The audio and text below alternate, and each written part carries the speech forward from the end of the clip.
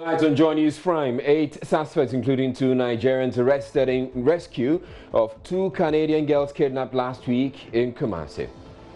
At the end of the operation, the 2 Nigerians who were holding the women had been subdued, and a third Nigerian, believed to be the leader of the gang, was arrested later at a separate location. Government is meanwhile being urged to attach the same level of seriousness to efforts to rescue the 3 girls kidnapped in Takoradi last year.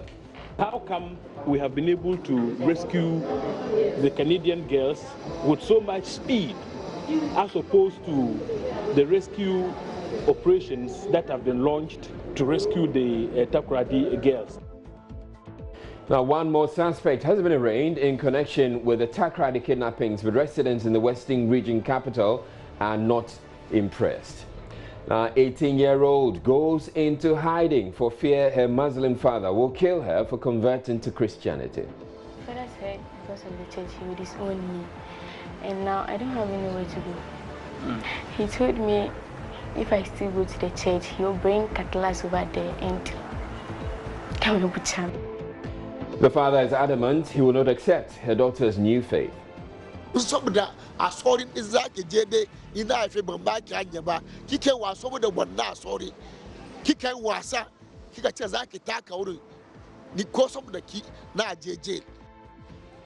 business, inflation for May drops from 9.5% in April to 9.4%.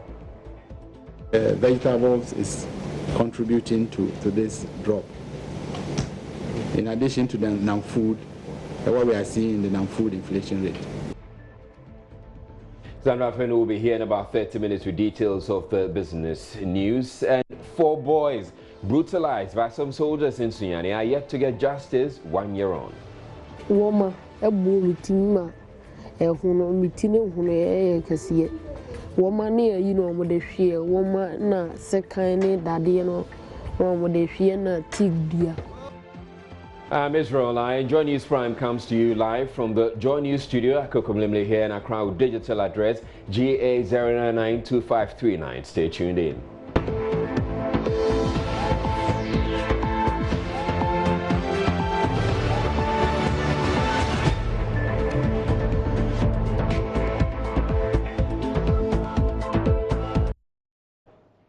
Government rejected claims the rescue of the 2 Canadian girls kidnapped 6 days ago was done with the assistance of foreign support. At least 2 Canadian experts arrived in the country as the kidnapping of their nationals entered day 6. But at a news conference on Wednesday, Information Minister Kojo Nkrumah indicated the entire operation was executed by Ghana security agencies, including officials from the Bureau of National Investigations and the Counter-Terrorism Squad. Intelligence gathering efforts enabled the security agencies to zero in on persons who were associated with the incident. At 1900 hours on June 11, 2019, the first arrest was made in connection with this incident. By 21:15 hours on that same day, one of the persons who is an accomplice or believed to be an accomplice directly involved in this incident was also arrested by the joint team running this operation. A local Ghanaian contact who was providing harboring for the kidnappers was apprehended around 20:45 hours that same night, leading to the arrest of other accomplices. The holding place of the victims was subsequently surrounded just before 5 a.m.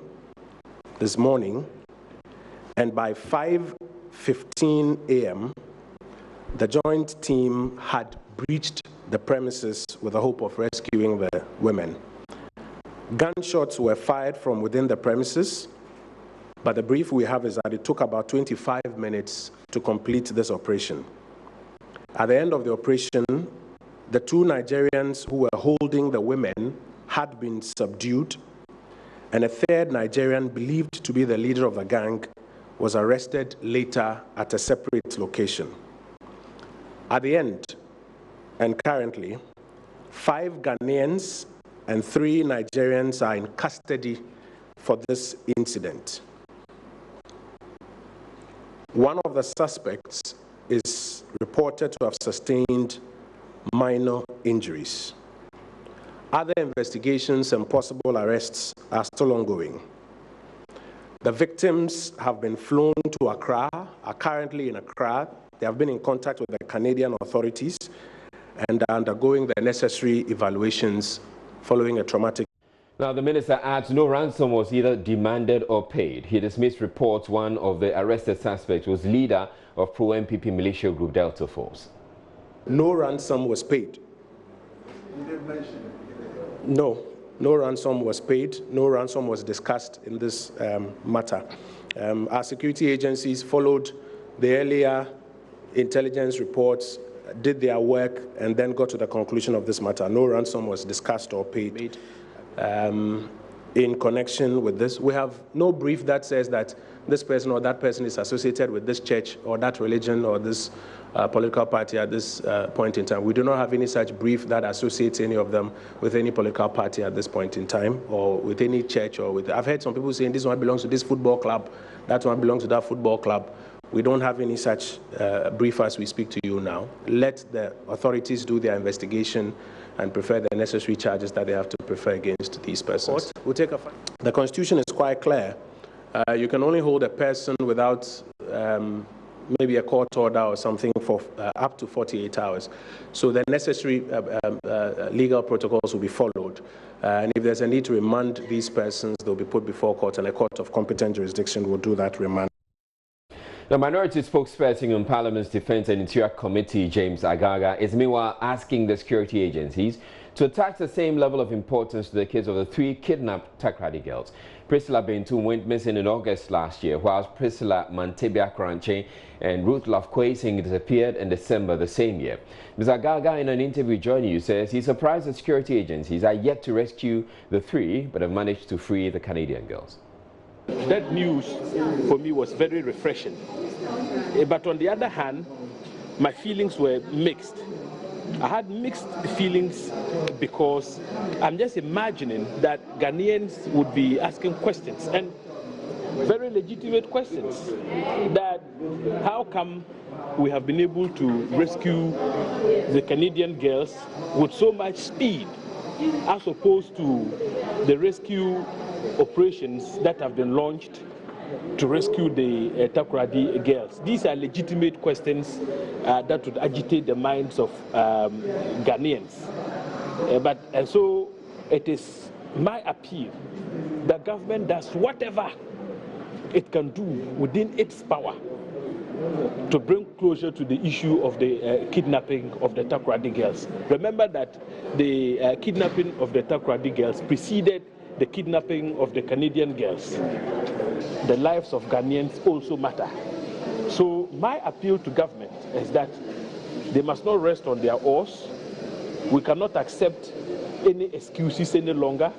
I mean, the CID Director General's attitude so far as this matter is concerned is very appalling. Her attitude was very irresponsible. So we are all expecting government to, as a matter of urgency, speed up the investigations that should lead to the rescue of the Takoradi girls. Now, chairman of the committee said the Champong Harvest says the release of the Canadians gives hope that Takoradi girls will soon be found. And indeed, the Information Minister Kojo Nkrumah has been speaking about the missing Takoradi girls, and we will bring you what he has been saying. But right now, we're joined on via Skype by Ohiming Teria, my colleague in Inshra FM, and also by Adam Bona. He's a security analyst, and he's going to give us some insight as to how this operation all went down. But Ohiming has been following this story for quite a while now, and he's come through with some sources from the police, with information he's garnered from his sources within the security agencies. Now, Ohiming, we've heard what the Information Minister has had to say about it, but from what your sources have told you, how did this whole operation go down? Thank you, Israel. It's been a very difficult operation for the security agencies, taking into consideration the complex nature of the suspects and how the whole incident happened. And the first, point of call that would say serve so important and will serve as a magic to the security operative or CCTV footage that they managed to gather from the scene. And it has the registration number of a Toyota Corolla vehicle that the suspects had used. So a few days ago, the security agencies, especially the police, managed to track this vehicle, and they've managed to pick the registration number. Initially, it was difficult identifying the number, and when they picked the vehicle's registration number, they moved straight to Dukrum near Sawaba, where the first two suspects were picked up, and they have seen the vehicle parked there. So they surveyed, they surveyed the area, and I'm told whilst police were in the area, one of the suspects, identified as Seidu and also a friend of the police, actually saw police, waved at them and also shared jokes with them. Unknown to police, he was the one who was monitoring the movement of police in the vicinity. So they quickly moved the women from the Sawaba location to Kenyase, Achiase, where they were rescued. And the rescue operation actually started about 3 days ago when police announced of picking this positive information. And this positive information was about the location of the vehicle, the registration of the Toyota vehicle used by the suspects, and who were involved. And they had also monitored their movement from Asokore Mampong through to Edukrum and then Sawaba.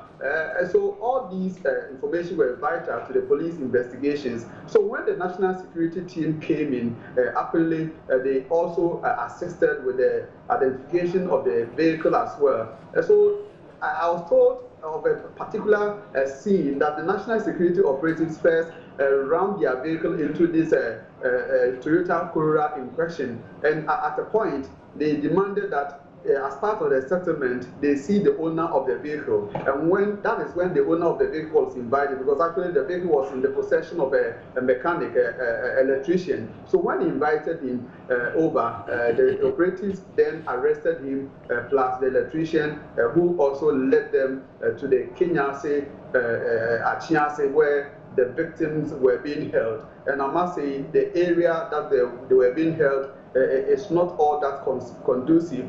It's a wet area and marshy area, I must say, and the place looks so bushy. Even inside that two-room apartment where the victims were being kept, I must tell you, Israel, it's not something that somebody out of his own volition would decide to stay there. Now, Ohiming, I quickly want to find out from you, what do we know to be the motive of these kidnappers for holding the girls?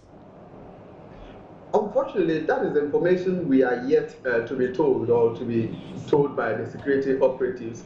As at the time I was, going to press, I was coming on there, I had interaction with some, my sources at the BNI headquarters, who tells me they are still continuing with the interrogation. All right. So as of now, they are interrogating these suspects one after the other. And don't forget, we are talking about 10 people who have been picked up to support or to help in police investigations. So it is not clear what actually was the motive behind this. But another important information that I have picked from the police especially is that they've been trying to identify who was involved with the kidnapping of the Indian nationals, and it's likely that what they have done, the analysis that they have done with the pictures in their possession, it's likely that these two, some of the people these incidents may be linked. Kidnapping were also involved, were the ones who were behind the kidnapping of the Indian national. And that is something that my sources within the police force has told me, and I must say it's something that they have been working on since. All right, thank you very much, Ohiming Tuah, for coming through with us. Now, I would want to go to Adam Bona, our security analyst, who's originally joined us via Skype. Mr. Bona, the question I was asking Ohiming is the same question I'd like to put to you, and which is, what could be the motive for the kidnapping of these two Canadian girls, especially when we've heard the information minister say no ransom was discussed and no ransom was paid? Yes, no ransom was paid. Good evening, Israel and viewers. Yes, no ransom was paid, but obviously this type of kidnappings is usually done for ransom purposes. And so this is something that we would have to face. This is done for ransom purposes. Even though the hostage takers didn't discuss ransom with the security agents, I am aware this thing, I mean, somehow they tried something. And so we've got to face that, even though that wasn't discussed with the security agencies. All right. But it's also fair to say that we must commend the security agencies for acting so swiftly to get to rescue the 2 Canadian girls. Obviously, yes. We've got to congratulate them. If you look at, I mean, as at yesterday around this time, they almost, I think the operation would have concluded, they would have ended it around this time yesterday, but I think there were some delays here and there, and so it prolonged till this morning when they finally attempted the rescue, and they rescued. And so the joint, security team, I would say we've got to congratulate them. And if all, in fact, fighting crime, if all these agencies would collaborate with each other to fight this type of crime, then it will be difficult for those who probably want to make money out of this type of crimes would stay away from them.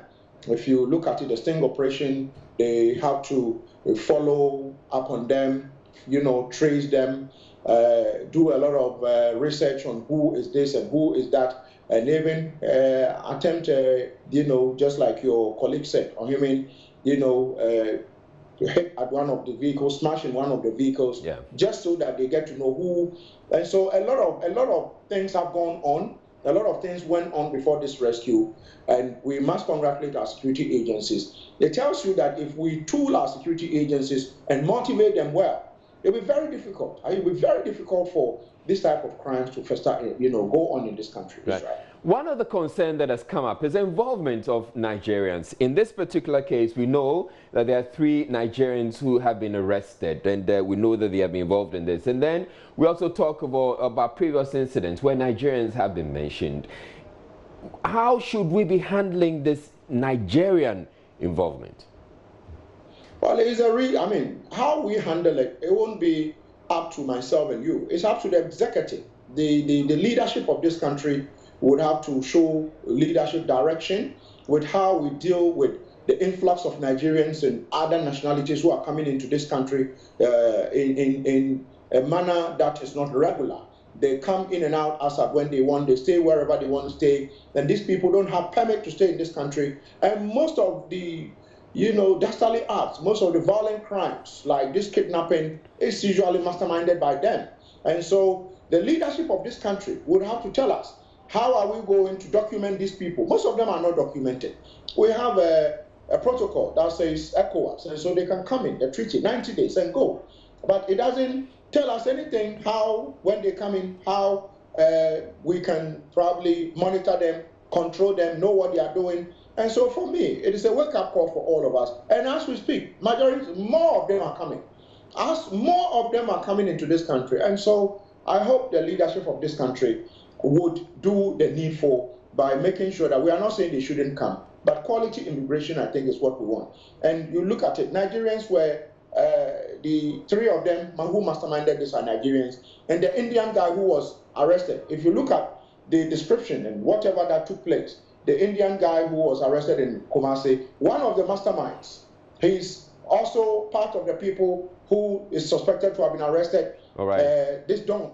And so it tells you that these are a network of people. Look at them, a number of them. And kidnapping for ransom, Israel, usually involves sometimes up to 15, 20 people. Somebody has to negotiate, somebody has to be on the lookout, somebody has to be a cook, somebody has to be a cleaner. And so these are people who operate as if this is a formal business. So we've got to be careful dealing with people who are coming in a manner that probably will be injurious to us in this country. All right, now Ohiming is still with us, connected with us via Skype. Now, Ohiming, we know that the hostel where the 2 Canadian girls were staying, apparently the authorities have moved in on it. Can you bring us up to speed on that? Yes, Israel. That took place yesterday as of the tourism agency hoping to crack down on this private hostel. I'm told this particular hostel has been in existence and is not registered with the authority. So they move in as part of efforts to clamp down on registered hotels and hostels within the Kumasi vicinity and also outside Kumasi. So they've been up to this. They carry the exercise beyond Kumasi as well. But why, though? Are they taking the action now after the fact? I mean, if this incident had not happened, would this hostel have been shut down?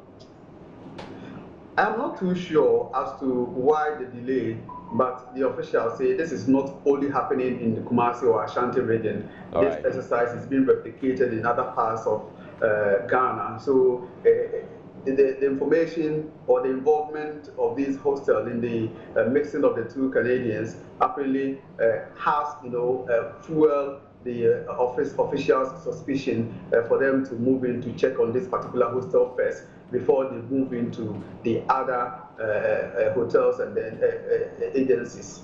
All right, thank you very much, Ohiming Teria. That will be where we'll end with you. But Mr. Bonah, I'd like you to stay on with us because I'd want to get your reaction to this. Government, it says that security agencies are working assiduously to rescue the missing Takoradi girls. The rescue of the Canadian nationals sparked outrage among citizens, especially on social media, with some accusing government of placing premium on foreign nationals. The Information Minister Kojo Nkrumah assured at Wednesday's news conference, investigations that will lead to the rescue of the girls is underway. Operations on similar matters, and the security apparatus encourages that we should be circumspect in our reportage and our public conversation because it has the potential of compromising some of the ongoing operations. I'll tie that to the first question about is there more emphasis on Canadians or foreigners than on Ghanaians? No. The equal level of attention is being given to all of these crimes, regardless of which national is involved. But as has been mentioned, the security agencies require a lot of information and space so that they can do their intelligence gathering and deal with these matters. And we are hopeful that we can all support them by ensuring that they get that information and that space, and then they can get to the bottom of these matters. Just last week, some arrests were made in connection with that. That tells you that there's an active operation ongoing there. If anybody has further information, you can please do well to make it available to the security agencies. And the same level of seriousness that they attach to all of the others that have happened recently, which they have dealt with, they are applying that same level of seriousness. All right, Mr. Bonah, you just heard the Information Minister Kojo Nkrumah talk about what government is doing or the security agencies are doing as far as the three Takoradi girls are concerned. But members of the public have not been very impressed, and they say that it appears government is placing premium on foreign nationals. Is this fair criticism? I would say no, it's not fair criticism. It isn't. The dynamics are very different. What is so different about the two incidents? I mean, what is so different is that you see the issue of Takoradi started unfolding. Some of us got to know of the issue of Takoradi after about a month. What it means is that you look at the issue of Takoradi, it looks like, I'm not blaming the parents, but families of some of these victims attempted to deal with the kidnappers or those who've taken them against their wish directly. And so once that was ongoing and probably it failed to materialize, then they ended up, because this kidnapping for ransom or other purposes, usually they use blackmail, they use threats, they would scare you, they would tell you, don't tell this person, if you report, it would harm your family. And so with those threats, the family members did not actually report immediately to probably the regional command. And one thing we have to know is that the first 48 hours of any kidnapping, if information flow is not out there for, attempts to be made to locate the kidnappers and rescue the victims, it becomes very difficult every other day that these people are not located. From your reporter in Kumasi, he said one of the suspects who has been arrested, Saidu, because of probably how popular he is in the Kumasi metropolis, I don't know him. But when he saw the police, because of his involvement in that kidnapping in Kumasi.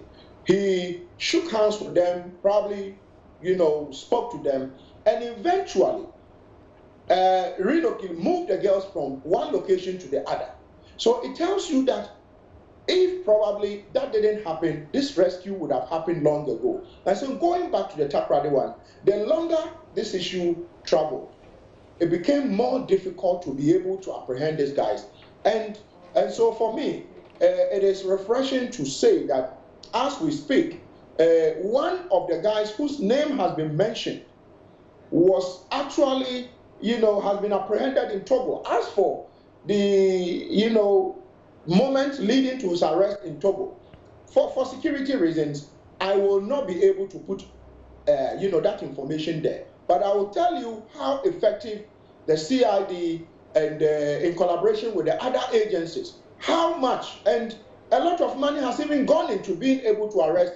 It's not everything I have to put out there, but a lot of resources have gone into being able to arrest this person called John, who has been remanded today. And so I think that if we are not very careful, we will confuse the two. But remember, apart from, your viewers and yourself, apart from the 3 Takoradi missing girls, every other missing person who took place or who happened after the 3 Takoradi missing girls, all of them have been found and rescued. The Estonian Indian diplomat was rescued. The Indian has been freed. Schoolgirls who started sometimes finging, going missing, have all been rescued. A lady who was kidnapped by Nigerian and took into one of the bushes in the Amasaman area was rescued by, the SWAT team of the Ghana Police Service, and the Nigerian was arrested and has been given a hefty sentence. All right. And even though the woman's, houseboy died. And so let's continue to pile the pressure and ask government to act quickly so that the 3 girls would be found. Meanwhile, we expect government to make a statement, speak about this thing, and guarantee us our safety, because things are getting out of hand. All right. Thank you very much, Mr. Bona. Adam Bona is a security analyst, and he has been sharing his insights with us as far as these cases are concerned. And the case that he talked about regarding the Sekondi High Court, or the second suspect involved in the Takoradi case, the Sekondi High Court has remanded that second suspect involved in the unresolved kidnapping of 3 girls in Takoradi. The 29-year-old Nigerian John Oji has been charged with conspiracy to kidnap and kidnapping. John Oji was named by the first suspect, Samuel Udoturk Wills, who described him as the key to unraveling the kidnapping that has gained sustained national attention. He was arrested in Togo a few days ago. State attorneys led by Adelaide Kobre Wood pleaded with the presiding judge, Justice Hannah Taylor, to remand the suspect into police custody for further investigations into the case. The request was granted, and the suspect is to reappear in court on June 26, 2019. Meanwhile, families of the 3 kidnapped girls say they are disappointed in the country's security agencies for failing to work hard to bring back their girls. They questioned how the security agencies worked so hard in such a short time to free the 2 Canadian girls while their daughters remain in captivity. Family of Ruth Love Kwesi want government to expedite action to free the girls. You're watching Joy News Prime. Let's get on to social media and get to read some of the comments that people have been posting regarding these kidnapping cases. Prince Living says these kidnappers should be dealt with accordingly to deter and even scare others from committing such crimes. Then Gershon says she made mention of Nigerians being mastermind behind the kidnapping. We all woke up and lambasted them. Now make it known that one of our very own member of the highest hierarchy is part of them as well. I'm not too sure what you're referring to. Abra Javis says, is he smiling or what? Ghana is developing very fast, so it is time for our laws to be enforced and our security apparatus must be proactive and straight. Schofield says, and he's sitting in a air-conditioned room with a big smile on his face like this happened in Kliko Nuboko. By now, you can only see his shirt. All right, so these are some of the comments that we're getting on Facebook and on social media. Generally, there's been criticism of government and the security agencies because people are asking that the security agencies attach the same level of seriousness to the rescue of the 3 missing Takoradi girls. You're watching Joy News from We're Taking Away, but still ahead in the bulletin, 18-year-old girl goes into hiding for fear her Muslim father will kill her for converting to Christianity. My father said because of the church he would disown me, and now I don't have anywhere to go. He told me if I still go to the church, he'll bring Cutlass over there and come and put him. The father is adamant he will not accept her daughter's new faith. And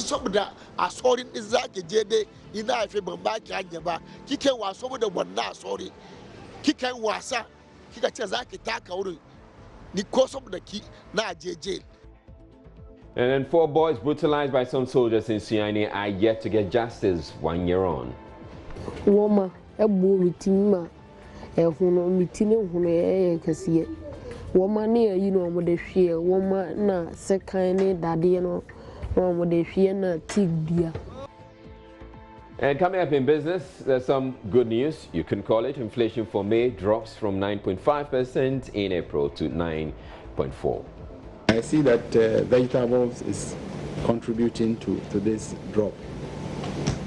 In addition to the non-food, what we are seeing in the non-food inflation rate. Stay tuned in. We'll be back with all that and more.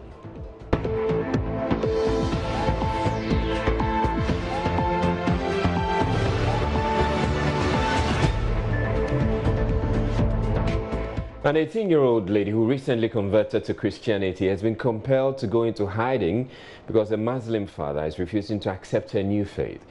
Mariam Abubakar, who lived with her parents until March this year when she decided to embrace Christianity, says she's had to leave home after her father threatened to kill her. Mariam, who spoke with Joy News' Latif Idris from an undisclosed location, accused the father of hiring some thugs to attack the church where she now worships. Karl Marx once disparaged religion by describing it as the opium of the people. That opium becomes even more toxic when it becomes a splitter of family rather than a unifier. And that is the smell 18-year-old Mariam is feeling from her parents' opium. Mariam looks stressed and terrified and dejected. Wearing a white knee-level lace garment she borrowed from her new host, she tells me her father's threat gives her sleepless nights. My father said because of the church he would disown me, and now I don't have anywhere to go. He told me if I still go to the church, he'll bring Cutlass over there and come and put me. She talks about how she became a convert. At first, I was a stubborn girl. Like, I used to go out with my friends. I used to go to clubs. I used to take shisha. I used to take alcohol. But you did all the nasty things. Yes, I had a friend who was also attending the church, and always he has been asking me, "Mariam, come to church." They have been inviting people in our community. They always come for evangelism, and whenever I see them, I used to run because I don't want to listen to them. But one day, like, I was sick, yes, and I met him. So when I was sick, he called and I told him that I'm not feeling well, so I want to join them to the campus for prayer. So he picked me and we went. When we went, he prayed for me, and when I came home, I was okay. Blames her father, who she says failed to teach her the tenets of Islam when she was a child. If my dad was to be a truly Islam, like a Muslim, like, wouldn't have let me be a Christian, because by all means he will make sure I pray, I do what they do. But because of that, he doesn't force us, doesn't say anything to us if you don't pray. So, and I can't just be there like that. I have to do something. But the father, Abubakar Saidu, is challenging her account. From today going, she cannot live under my benevolence as a father and go against my orders and belief.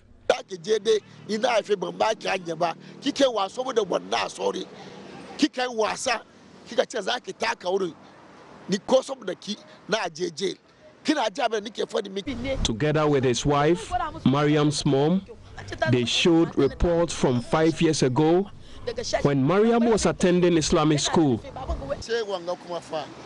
Mariam Abu. Yeah. So these are the reports of Mariam whilst attending madrasas at Nima. He also denied ever threatening to kill his daughter. I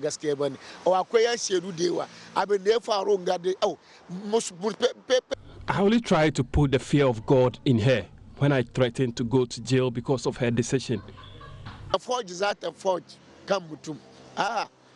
It was obvious though, Mr. Seidu loved his daughter to bits.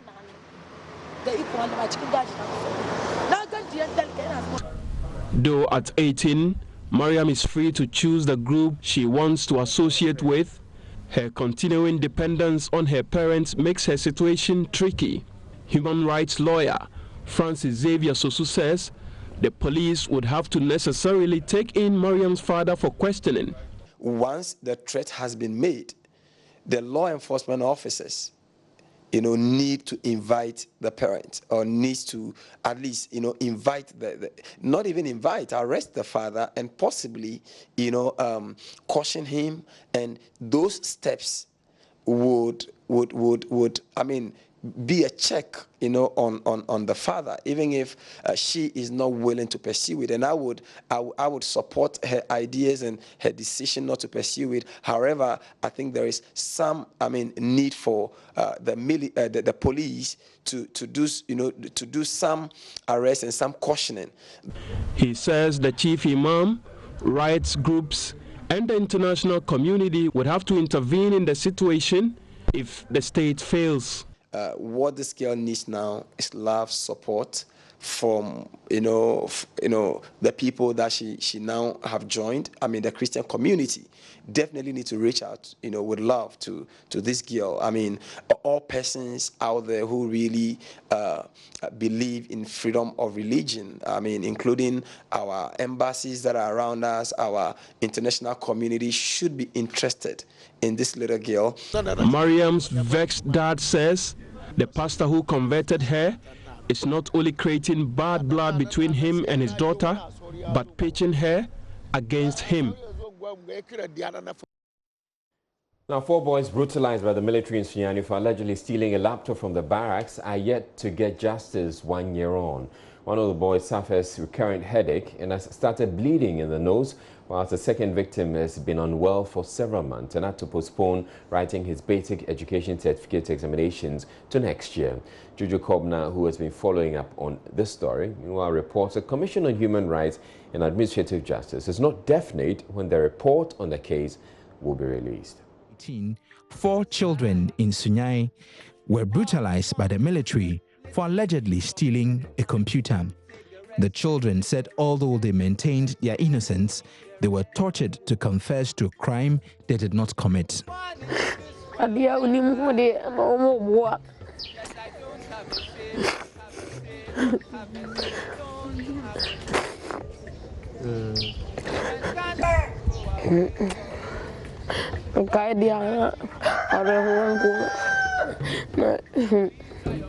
Kwesi, a name I altered to protect his identity, is emotional. Recollecting treatment meted out to him is painful. Woma ebo mitima ehuno mitine huno kasiye woma ne mo de hwe woma na sekan ne dade no mo de hwe na tigdia na mo de bobo media mitine no mo de woma boom ne ehuno no million mo de twane. The Bono Regional Strategy Director, Halimatu Nuhu, promised the case will be investigated and a report finalized by the end of August 2018. We started our investigation on 3rd July. That was when we first requested for the comments. Hopefully, by the end of this week, we get all the information. And then we try to see what they have said in their comments and what the law says concerning the interaction of our dealings of the military with the civilian society. Unfortunately, the report has not been concluded. The victims are unhappy with the delay in concluding the case. The boy's conditions have deteriorated. Kwesi now complains of headache and recently says blood oozes from his nose.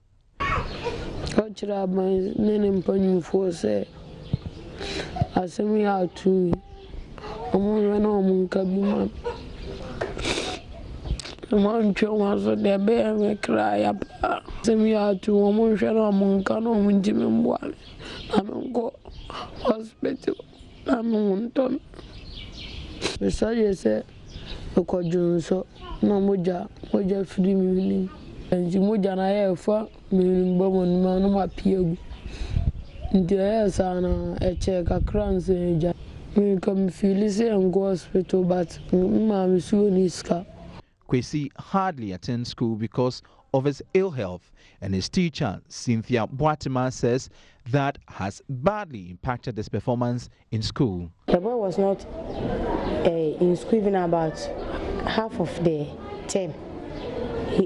We recorded about 36 out of the 71 attendance in the first term.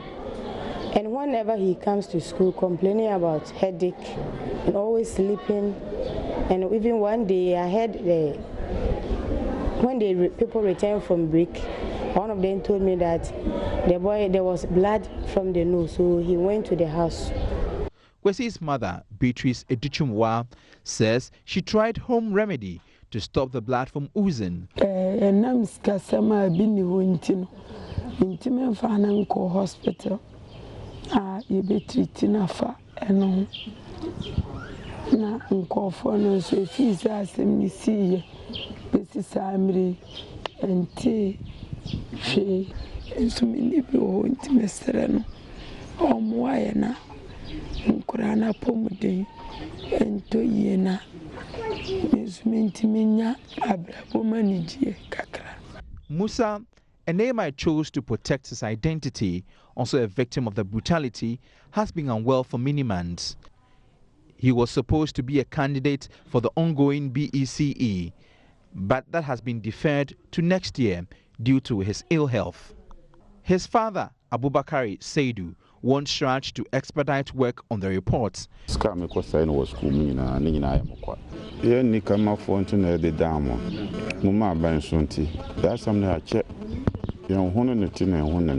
Joy News checks show that a report has been sent from Sunyai to the head office of Shraj for finalization.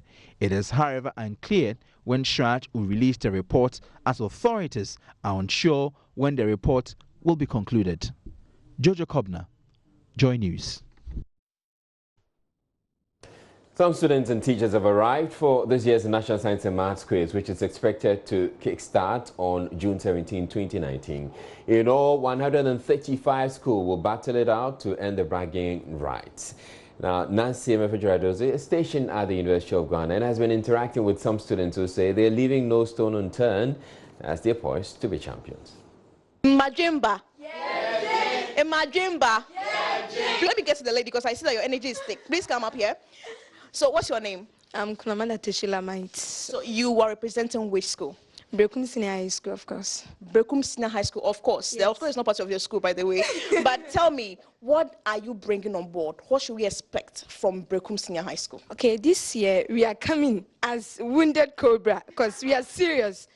We mean business. We are coming serious. We change our style of training. This year, we are serious, because we are learning very, very hard. Okay, so that's one of the contestants for the National Science and Maths Quiz, representing the Brekum Senior High School. I see that you have a laptop with something going on, plenty of maths going on. What are you studying? I'm studying chemistry. Chemistry, that's your stronghold? Yeah.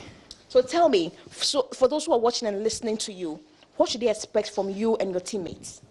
This year, they should expect some kind of, like what my sister said, some kind of training that the teachers have been inculcating us. We are coming to give out what they have been taught us. Yeah, so this year we are coming as Wounded Cobra. We will kill everybody. We don't fear any school, any team, and we mean business, right? We mean business. yeah, drink, yeah, ba say, yeah, magic quiz, no, yeah, ba say, yeah, magic quiz. Say, who you school, I will tell you, Quemwa, yeah, baby, oh, Nasek. Nasek. What are you going to be doing differently? This is the first time of competing in the National Science and Math Quiz? Please, no. This is the third time. This is the third time. Yeah. What are you going to do differently that you couldn't do in the past years? Oh, we are going to correct our mistakes and then do better this time. Are you also feeling the same way he is? Yeah, I'm feeling the same way he's saying. Okay. So we are going to try all our possible best to make sure that we go out with flying colors. How confident are you? I'm so confident. Due to the training that we have gotten from our masters, I'm so brave and I know we'll be able to make it. How has the journey been like for Nafana Senior High School? It has not been easy. It's really tough. But with God on our side, we've come this far. We were here last year and we did our best, but we could not go on as we expected. But we promise this time we'll do better than what we did last year. Last year we came down to the prelim stage that we were out, but this time around we are just making sure that we proceed to the next level and even higher. Hey. And if God permits, we will take the trophy back home. Okay. I like the things you're bringing on board. So he says they are here as they are not as spectators, but they are citizens of the National Science and Math. You believe that? Yes, okay, so let's do it one more time. Nasek. Banga. What does Banga mean? Tomorrow's sake. Why? What is tomorrow's sake? Yeah. So you mean you are doing this for tomorrow's sake, yes. For a better future? For the future. For a better future. And you'd have to follow the National Science and Maths Quiz 2019 right here on Joy News and all our platforms, radio, TV, and online. And the hashtag is NSMQ on Joy. So do stay tuned and follow. Well, fortunately, it's not going to be about how well you can, do the jama. So, well, we're not going to rate you on that. So, yeah, we'll let you pass. But you need more vim if you want to actually move your people to do something. That's it. My name is Israel Lai. Thank you very much for watching. You have a good night.